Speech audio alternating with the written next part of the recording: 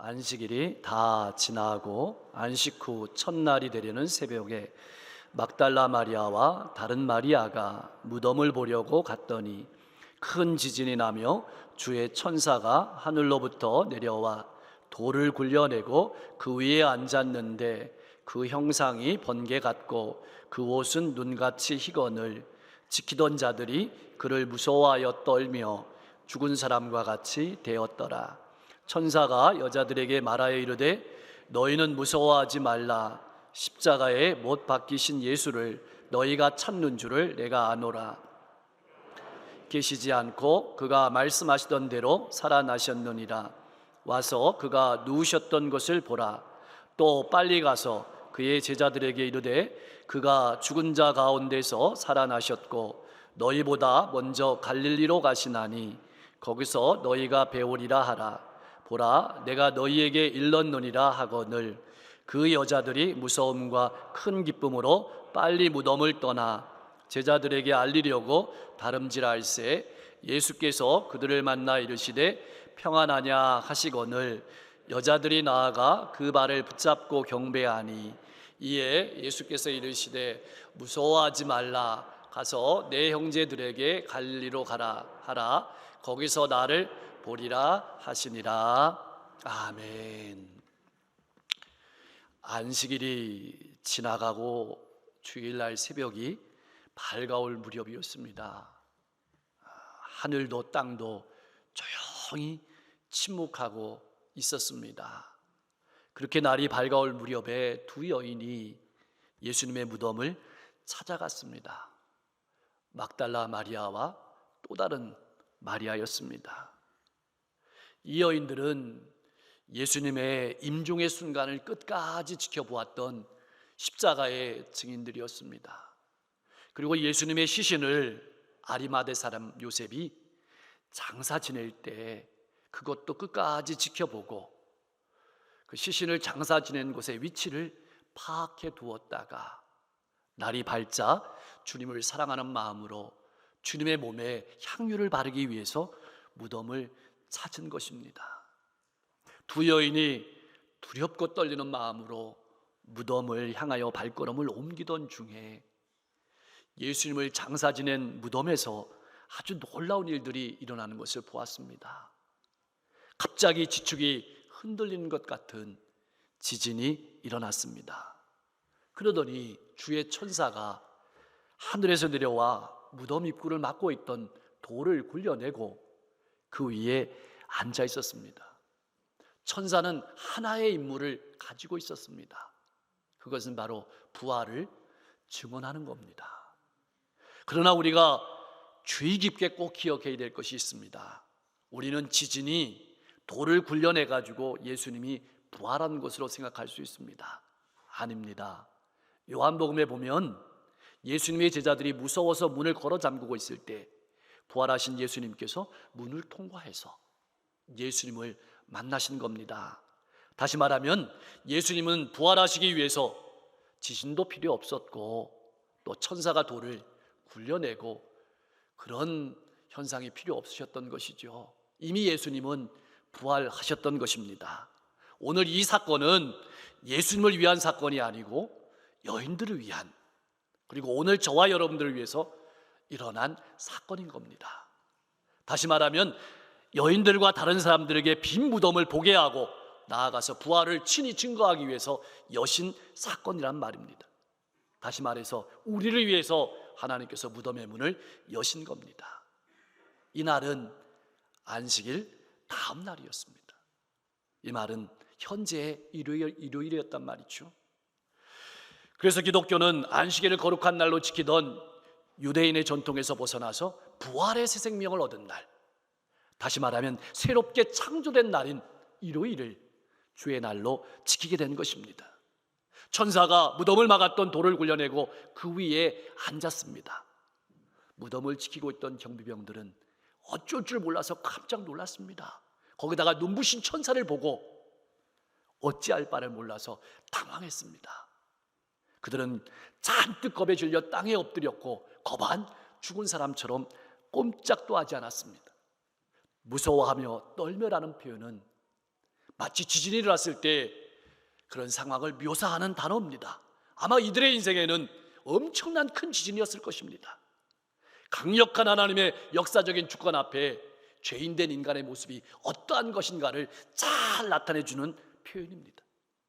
그런 상황 속에 두 여인이 예수님의 무덤에 도착한 것입니다. 땅이 흔들리는 지진을 느꼈으며 무덤 입구는 활짝 열려 있었고 경비병들은 납작 엎드려 벌벌 떨고 있는 모습을 보았습니다. 아마 경비병들은 곧 일어나서 도망했을 겁니다. 그때 천사가 여인들에게 말하는 겁니다. 이렇게 말하는 것이죠. 너희는 무서워하지 말라. 너희는 무서워하지 말라. 너희는 무서워하지 말라. 예수님을 멸시하던 자들은 그냥 천사들은 내버려 두었습니다. 그러나 예수님을 사랑하여 향유를 들고 온 여인들을 향해서 더 이상 두려워하지 말라고 격려하시는 겁니다. 본문 말씀으로 보면 파수꾼들은 두려워서 죽은 자처럼 되어 도망했을지라도 너희들은 전혀 두려워할 필요가 없다고 말씀하시는 겁니다. 십자가에 못 박힌 예수를 내가 찾는 줄 아노라. 천사는 여인들이 무엇을 하려는지 잘 알고 있습니다. 강조점은 십자가에 못 박힌 예수입니다. 다시 말하면 분명히 예수님은 죽으셨다는 거예요. 그러나 여인들은 지금도 예수님이 죽어 있는 걸로 알고 생각하고 예수님을 찾지만 예수님은 지금 부활하셔서 살아계신다는 것을 드러낸 겁니다. 다시 말하면 지금 두려움에 떨고 있는 여인들을 향해서 이미 그녀들이 어떤 존재인지 알고 있으며 두려워할 필요가 없다고 말씀하고 있는 겁니다. 이것이 두려워하지 말아야 될 첫 번째 이유입니다. 내가 안다. 내가 안다. 내가 너의 두려움을 안다. 여인들이 무엇을 하고 있는지 알고 있다는 말은 예수님을 따르는 자들이 결코 외롭거나 혼자 쓸쓸히 있는 것이 아니라 하나님께서 그들과 동행하심을 나타내는 말이고 하나님께서 그들을 지켜보신다는, 감찰하신다는 말의 뜻이 여기에 들어있는 겁니다. 사랑하는 성도 여러분, 두려워하지 마십시오. 두려워하지 마십시오. 하나님께서는 우리가 누구인지 잘 알고 계십니다. 그래서 우리와 함께 하십니다.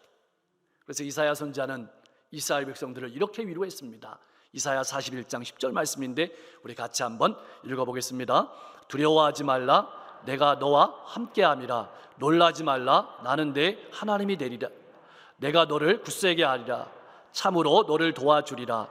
참으로 나의 의로운 오른손으로 너를 붙들리라. 아멘. 하나님께서 나를 아십니다. 하나님께서 나와 함께 하십니다. 감찰하신다는 말은, 헤아리신다는 말은 오늘 이 시대로 바라보면 다소 부정적인 말로 인식되어 있지만 이 말의 속뜻은 우리의 모든 형편을 아신다는 겁니다. 우리의 마음의 동기를 헤아리신다는 겁니다. 이 말은 쉽게 얘기하면 사람은 나를 몰라주어도 하나님은 우리를 반드시 알아주신다는 격려의 말씀입니다. 그러니 힘을 내서 일어나라고 말씀하시는 겁니다. 이것이 두려워하지 말라는 말씀의 뜻인 것입니다. 이제 천사는 여인들과 우리에게 세 가지 말씀을 전하고 있습니다. 첫 번째 말씀이 6절 말씀이에요. 여기 계시지 않고 라는 말은 분명히 여기 계셨다는 것이거든요. 죽은 것이 분명하다는 뜻입니다. 그러나 이제는 죽음 가운데 계시지 않는다는 뜻입니다. 예수님은 이미 무덤에 없으셨습니다. 예수님은 부활하셨습니다. 성도는 어떤 사람입니까? 예수와 함께 십자가의 정과 욕심을 못 박은 사람입니다. 죽은 사람입니다. 그러나 성도는 죽음 가운데 거하는 사람이 아닙니다. 예수님과 함께 부활의 생명으로 살아가는 사람임을 꼭 기억하시며 살아가시길 바랍니다. 그가 말씀하시던 대로 살아나셨느니라. 말씀하시던 대로 살아나셨느니라. 예수님께서 많이 말씀하셨어요. 마태복음 12장 40절 말씀해 보니까 이렇게 기록하고 있습니다. 요나가 밤낮 사흘 동안 큰 물고기 뱃속에 있었던 것 같이 인자도 밤낮 사흘 동안 땅속에 있으리라.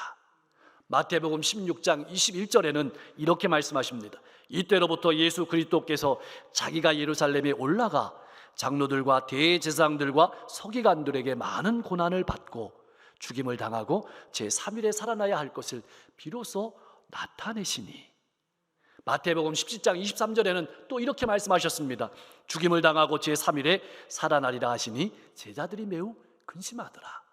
마태복음 20장 19절 말씀에는 이방인에게 넘겨주어 그를 조롱하며 채찍질하며 십자가에 못 박게 할 것이나 제3일에 살아나리라. 예수님께서 부활에 대해서 한 번만 아는 것이 아니고 거듭거듭 말씀하셨는데 제자들은 이 말씀이 안 들리고 무슨 말씀만 들리냐면 죽는다는 말씀만 들리는 거예요. 오늘 우리가 살아가면서 보이는 건 뭐만 보이냐면 죽는 것만 보이는 거예요. 부활은 안 보이고. 제자들은 고난의 말씀만 바라보고 부활의 말씀은 마음에 새기지 못했습니다. 그러나 고난 너머에 분명한 부활이 있음을 말씀하고 또 말씀하는 겁니다. 오늘날 성도님들 중에도 고난만 바라보고 그 너머에 있는 부활의 기쁨을 바라보지 못하며 절망하고 탄식하며 낙담 가운데 살아가는 분들이 참 많습니다. 고난 너머를 바라보십시오. 살아나셨느니라. 이 말은 기독교의 핵심적인 말입니다. 살아나셨느니라. 같이 한번 해보겠습니다. 살아나셨느니라. 주님의 살아나심이 유대인의 지도자들과 무덤을 지키던 파수꾼들에게는 두려움이 될지라도 예수님을 믿는 사람들에게는 두려움이 될 수 없고 되어서도 안 된다는 말씀이 바로 이 말씀입니다. 두려워하지 말라고 격려하는 것입니다. 또한 이 말씀은 주님께서 생전에 하시던 말씀대로 분명히 이루어졌음을 우리에게 강조하는 말입니다. 이 말은 더 나아가서 부활의 영화로운 몸을 입고 주님이 재림하시는 날 만나게 될 것임을 우리에게 분명하게 말씀하고 있는 내용입니다. 또한 천사가 이렇게 말합니다. 와서 그가 누우셨던 것을 보라. 그리고 가서 전하라. 와서 보라. 그리고 가서 전하라. 여인들이 무덤에서 무엇을 보았을까요? 돌 위에 수의가 놓인 것을 보았을 것입니다. 그것은 마치 고치를 보는 것과 같았을 것입니다. 그대로 있었습니다. 그 수의를 벗으려고 몸부림치는 흔적이 없었습니다. 분명히 부활을 보고 몸으로 느끼고 확증하라는 말씀입니다. 예수님은 죽음에 매여 계시지 않았던 겁니다. 천사들의 두 번째 지시가 전달되는 겁니다. 빨리 가서 제자들에게 이 사실을 알리라. 무덤 앞에서 머물러 있을 시간이 없다고 말씀하시는 겁니다. 죽음 앞에서 좌절하고 있을 시간이 없다라는 겁니다. 실망하지 말라고 말씀하시는 겁니다. 죽음이 끝이 아니라고 말씀하시는 겁니다. 새로운 시작이라고 말씀하시는 겁니다. 이 기쁜 소식을 올속히 가서 제자들에게 전하라고 말씀하시는 겁니다. 여인들은 이 영광을 제자들에게 전하는 영광을 얻은 겁니다. 제자들은 우리에게 전하는 영광을 얻은 겁니다. 우리는 이 부활의 소식을 다른 사람들에게 전하는 영광을 얻은 겁니다. 이것을 기억하십시오. 사랑하는 성도 여러분, 그리스도인들은 어떤 사람입니까?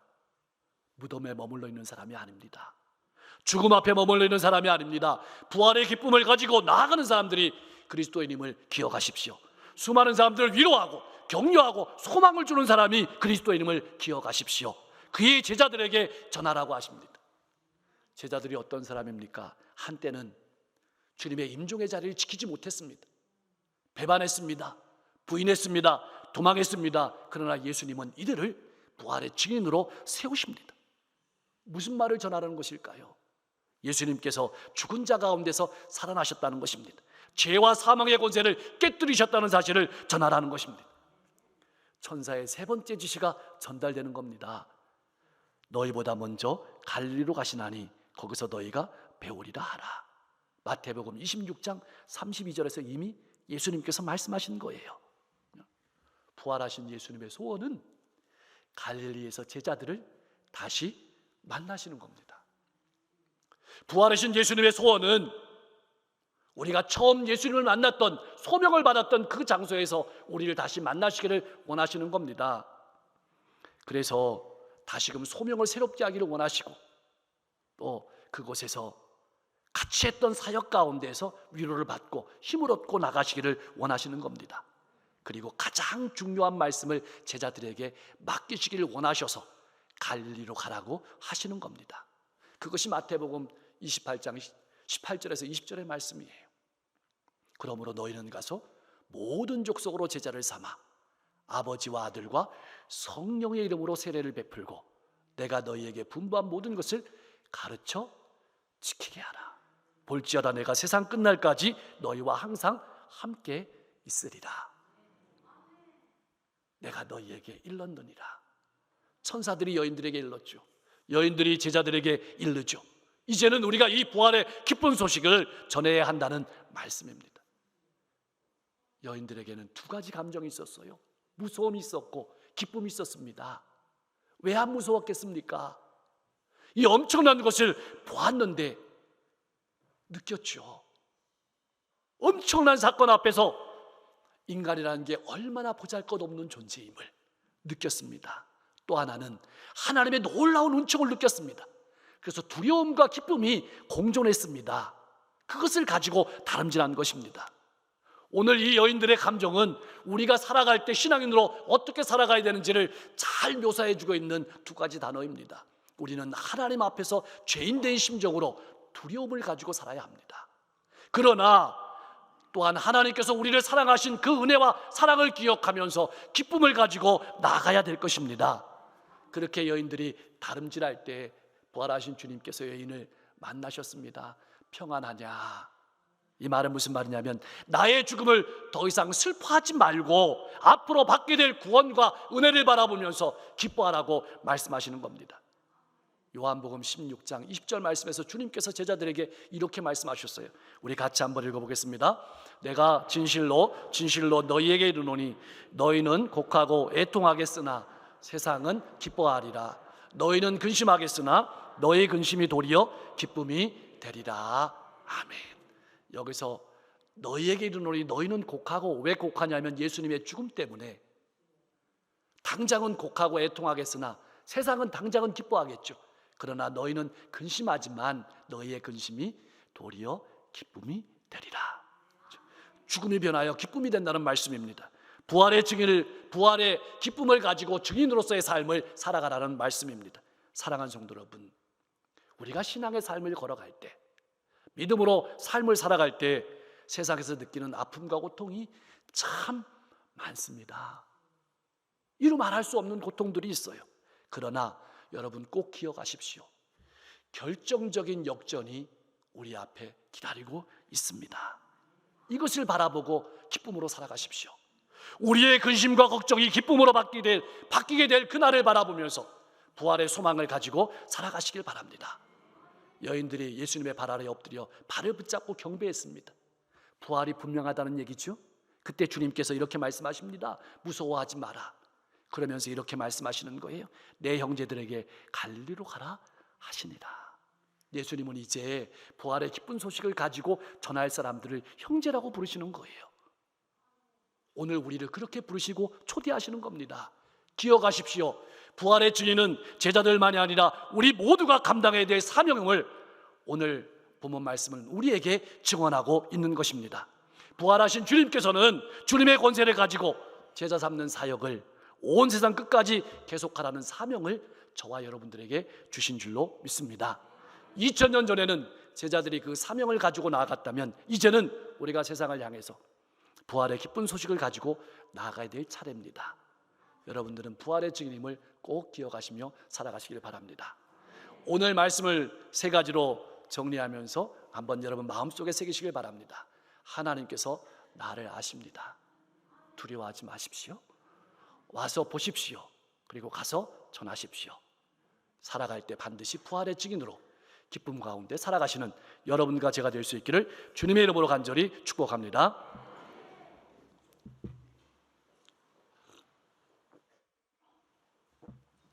우리를 구원하시기 위해서 독생자 예수님을 이 땅에 보내주시고 십자가에 못 박으시고 사망 권세를 이기시며 부활의 승리를 주신 하나님께 모든 감사와 찬양을 올려드립니다.